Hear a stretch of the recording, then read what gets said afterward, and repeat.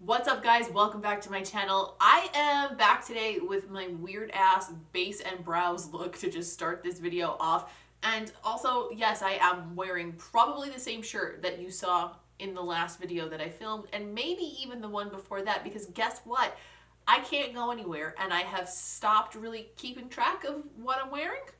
But I digress, because today we are here to film a palette bingo using all of my melt palettes. When I asked you guys what type of palette bingo you want to see next, the resounding answer was melt palettes. Some of you asked for specific melt palettes, others of you just wanted me to use all of my melt palettes, so I figured I'd go with all of them, make my life extra complicated, and make sure I covered all the bases, you know? I had to make the numbering system for the bingo a little bit different because there are different sizes of melt palettes. I have everything from 8-pan palettes to an 18-pan palette, so I just based it on like the first initial of the palette and then assigned a number according to how many shadows that palette has. We're gonna pick them out of a box and then we're gonna just go with it. Now, the last few times I did a palette bingo, I only used 5 shades. I think I'm gonna go with 6 today. The reason being, I feel like that'll give us more opportunity to have like interesting combinations, but also because there are so many palettes. I have 7 palettes here, so I want to use at least most of them. Also, just FYI, all of my melt palettes doesn't necessarily mean that it's every melt palette that exists, because I am missing 1 or 2. The only one that I can think of off the top of my head that I don't have is Gemini, but I think that I might be missing more than that. Before we get into it, please leave a like on this video if you don't mind taking a second, because it's very helpful and I would really appreciate it, especially with like little series like this. I like to know if you guys want me to continue doing them or not. And that's like a really easy way for you to tell me without having to like actually voice yourself in the comments if you're a little bit shy, so let me know. And if you are lurking around and you just haven't decided to subscribe to my channel yet, I would like to implore you to do so, because I think you'd have a good time and I would love to have you around for more videos. Right now, God knows what's coming on my channel, because things have been a little bit weird in the world lately and we've just been flying by the seat of our pants. But whatever it is that we wind up doing, it's going to involve makeup, it's going to hopefully be a good time, and I would love to have you be a part of it. So I've got all of my melt palettes here. This box is filled with strips of paper that have the corresponding numbers for the colors on it. So we're gonna get right into it and we're gonna pick 6 shades and make a look out of it. So if you're not familiar with the way I usually do palette bingo, I'm just going to choose a shade out of this box. I am going to see what shade that is in what palette, and then we'll swatch all of them next to each other on my arm before we start the look to kind of see what we've got to work with. The good thing about working with these melt palettes, I think, is that there are very few uninteresting shades. Like, I think the odds of us getting mostly neutrals or something is very slim, so I'm excited. So let's just dive in and draw color number 1. Let's see. I7, so that's Impulsive palette, and the shade is number 7. So 1, 2, 3, 4, 5, 6, 7. That's the color Dream Big. It's kind of like a burnt orange. Let's take a look at what that looks like on my arm. Okay, color number 1. See what number 2's got for us. R1, so that's Radioactive palette number 1, which is the color Radioactive. All right, we're already off to an interesting start. Let's see what that looks like next to the first shade. I is swatching so hard for me. All right. Third shade. Shade SS3, which is Smoke Sessions color 3. So 1, 2, 3. We've got the shade Black Widow. This already seems like a strange combination. So that is the next shade. Shade 4. We've got M2, which is Muerte palette shade 2. This is the shade Lagrimas. Maybe 6 shades was a bad idea. 2 more, my babies, 2 more. We have shade M6. I have eyeshadow all over my fingers already. So that's Muerte palette shade 6. So 1, 2, 3, 4, 5, 6. We have the color Katrina. That is Katrina. How the F am I gonna make a look out of this, you guys? We're gonna have to like really get the creative juices flowing this time. Last one. And the last one is shade I2, so that is Impulsive palette shade 2, which is the color Rule Breaker, which looks like that, which is very similar to that. It's unfortunate when that happens, but we make it work. So this is the color palette we're working with. I don't hate it. I have a couple of questions about where we're gonna possibly put what, but I think we could make something fun out of it at least. I'm thinking the logical place to start here is with the shade Rule Breaker. Is the logical place to start always the best choice? No. But with such a strange arrangement of colors, I think that maybe it's best to put down like a foundation that makes the most sense and see if we can get weird with it later. So I'm taking my BH number 6, I'm gonna go into the shade Rule Breaker and I'm gonna start working that through my crease. I'm putting that down generally in the rough shape that I want it to be in, and then I'm just gonna grab a clean blending brush and blend the edge of that out. That way we're evening out the shape a bit as we blend, and if I need more in certain spots, I can pack it back in there. Like right here, need a little more right there.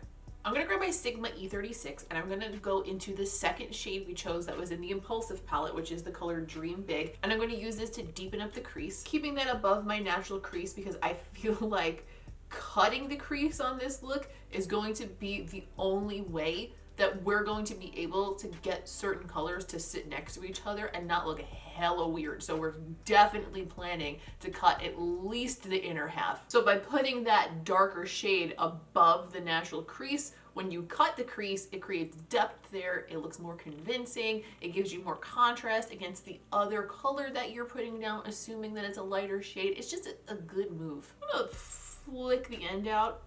I don't know that I'm gonna go with like a cat eye shape on this or what, but might as well just like lift the corner of my eye, and if not, then we'll fix it later. I know it's real early in the game, but I'm actually gonna go ahead and cut the inside half now. So I'm gonna grab my concealer and I'm gonna grab my NABLA cut crease maker brush, and I'm gonna do that now because I feel like the other colors are all kind of like wild card colors, so we're gonna need some structure to figure out where to put them.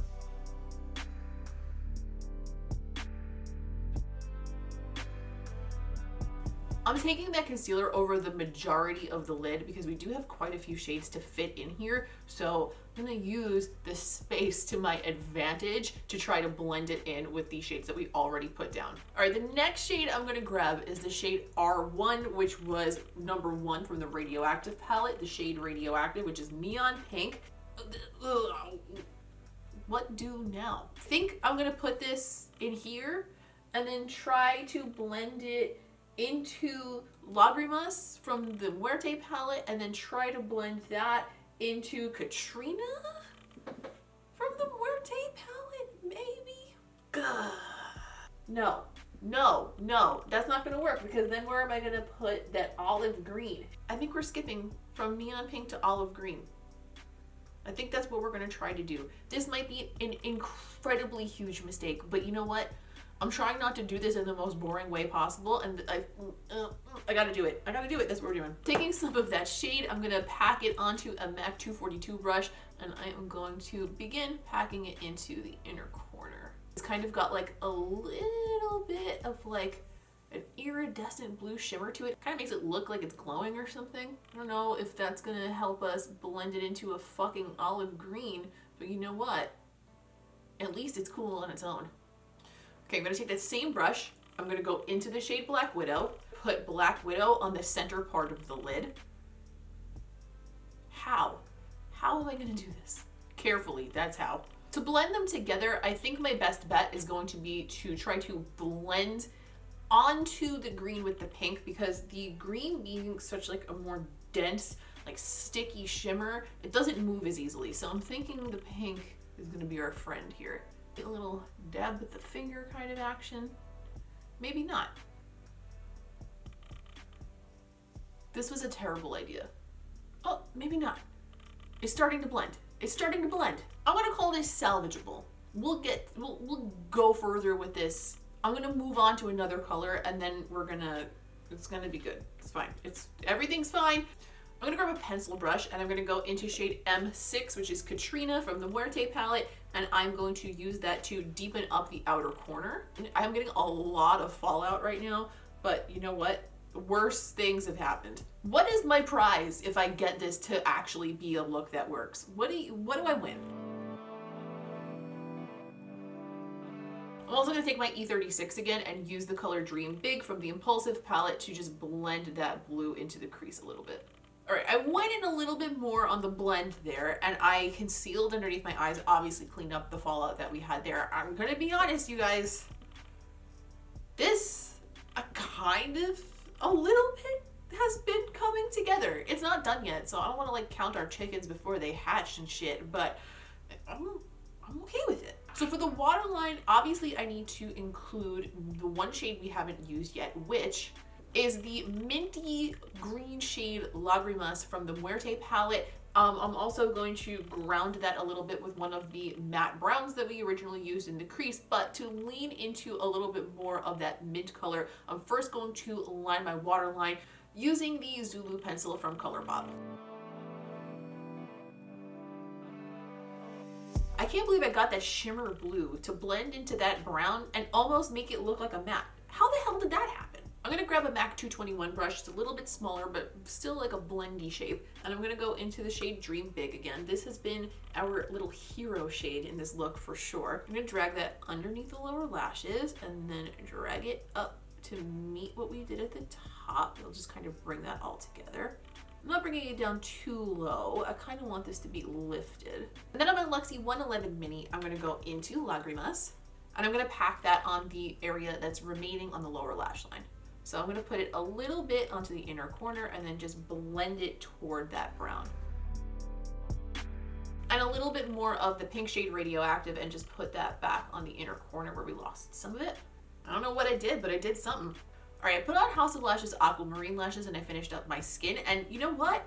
This is not the greatest blend of my life. This is maybe not the best look of my life, but all things considered, I don't actually hate this. I think it was fun. I think that it was very interesting to see how we can handle these colors next to each other. And I feel like we all learned something here today. So you know what? Fuck yeah. For the lip, I want to use a classic combo that works for me, and I find that it pairs well with most things, which is really necessary here because we have most things present on our eyes. So I'm going to grab the NABLA Body Language lip pencil with the Fenty Stunna lip paint in the shade Unbutton.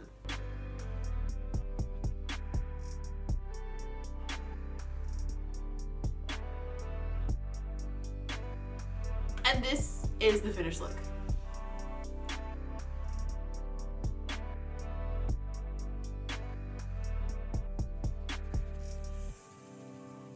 So, as far as the colors that we chose today, this was by far the most interesting palette bingo I've done so far, at least in my opinion. Maybe not the most challenging. Yeah, maybe it was the most challenging. I'm not surprised because Melt palettes in general are some of the most colorful that I own, and they usually have very interesting color stories to them. So the fact that we got a lot of different, really out of the box to go together kind of colors doesn't shock me. I kind of should have seen this coming, and part of me did, but maybe I didn't think that I was going to be blending neon pink into olive green today. However, I kind of like it. I don't think I would have ever done this combination on my own, and I feel like this has been quite a success in that sense. It's not my finest blending, but it's like pretty okay. Please leave me a comment down below. Let me know what type of palette bingo would you like to see next. This was the most highly requested, so I would love to see what you guys would also like to see. Don't forget to leave a like on this video if you enjoyed it. If you are at all impressed that I even remotely managed to pull off this color combination, please don't forget to subscribe if you'd like to see more videos like this, if you'd like to see more 3 looks videos and reviews and all that good shit. We usually have a good time and I would love to have you around. Don't forget to follow me over on Instagram. I'm at Miss Quinface over there. That is kind of the best way for us to keep in touch with each other and for you to know what's coming up here on this channel. But it's also where I post more creative stuff and lip art. So if you're into that kind of thing, come find me. I would love to have you. That's all for today. Thank you so much for watching. I hope you guys enjoyed. I hope you're all safe and well out there. As always, I appreciate each and every one of you, and I will see you in the next one.